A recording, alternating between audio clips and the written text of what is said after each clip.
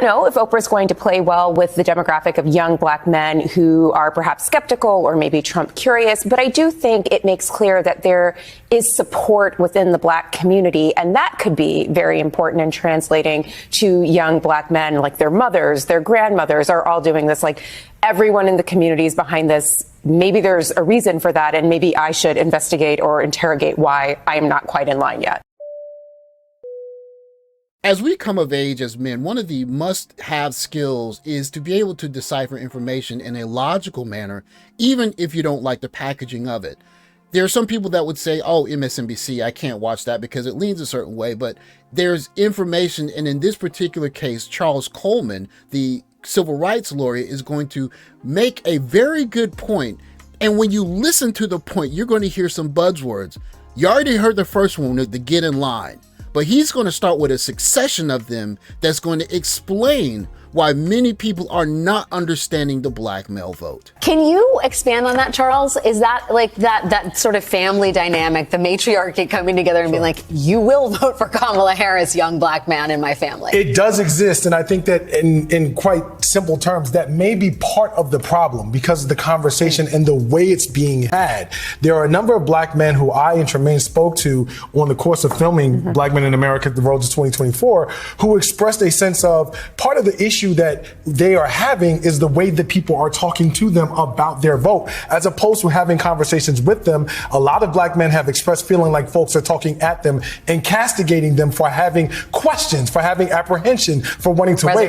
Reservations, wanting to see some policy before they make a decision and commit. And so at the end of the day, you're still talking about men. And so there's a feeling in some respects of, hold on, who are you talking to like that? Well, you can't sort of shame me to the polls. That is not an effective strategy. And it's refreshing to see a masculine black man on a news network speaking essentially the message that many black men are saying every time an election comes around.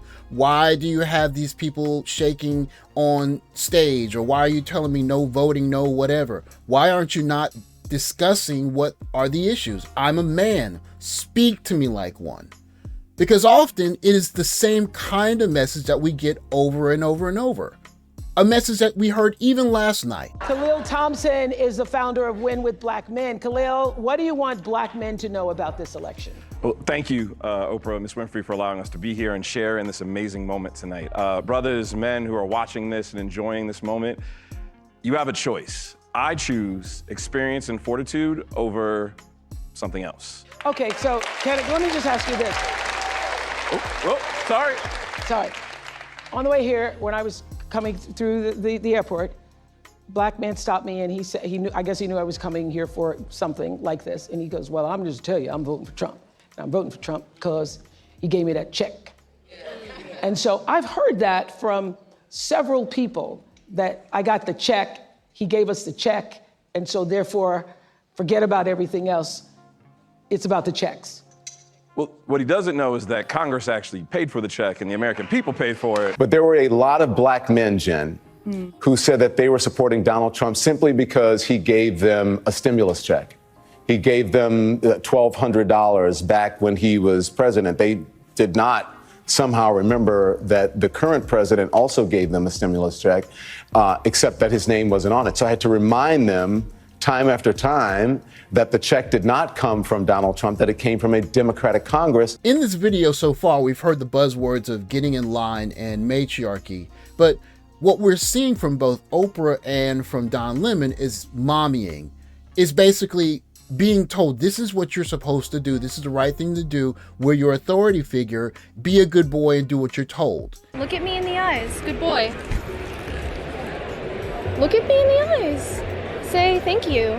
Thank you. Good boy, yeah. And of course that works fine when you're a 5, 7, 9-year-old boy and your mom knows what's best for you. And she says, clean your room or do your homework. And then when you do it, your mom says, oh, that's a good little soldier. You're my little soldier. Good boy, yeah. But as we grow up as men and we grow into our own masculine identity, and now with the emerging subsets of black men of SYSBM, Passport Bros, etc., you're having black men say, hey, listen, I am a grown man. Step to me like a grown man with something more than shame and this messaging that I just want to check, because most black men don't just want to check. We want to be talked to like men in this process. And if you cannot do that, then there's going to be an issue. And that's exactly what my man is talking about on MSNBC. Hold on, who are you talking to like that? Well, you can't sort of shame me to the polls. That is not an effective strategy. And you could see that in her response at the NABJ conference when she said, look, I don't take them for granted. Right. I know I need to earn it. That seems like she's reading from the same hymnal that you're reading from, which is, don't tell people they have to vote for me. Don't shame them into it. I got to earn it. Give me a reason why. And I think that part of the problem with Democratic messaging for some people has been, you have been selling me a vision of less last, meaning that I've survived Donald Trump one, and now you're telling me that this is going to be worse. But at the same time, you told me the same thing about George Bush. You told me the same thing about Ronald Reagan, and I'm still here. I'm not saying it's valid. I'm not saying it's valid, but I'm saying that if, for example, I'm a black male who has only seen the unemployment rate in this country be surpassed by Native American men and no other demographic, selling me a vision of less last is not necessarily the best way to go. Black man stopped me and he said, I guess he knew I was coming here for something like this. And he goes, well, I'm just tell you, I'm voting for Trump. And I'm voting for Trump because he gave me that check. What makes this season so interesting to me is that we're seeing a blossoming of black masculinity that I've never seen in my lifetime. Instead of black men getting in line and saying, we're going to vote a certain way or we're going to act a certain way because it's the way that we were programmed to or the way that we're told to do. Instead, you're starting to see black masculinity expose itself, or should I say, stick his chest out as, hey, listen, I'm a man to be reasoned with, to be bargained with.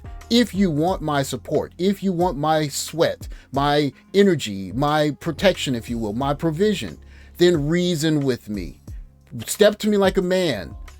Don't just assume that I'm going to do what I'm told because I've always done what I was told, or people before me have always done what they were told.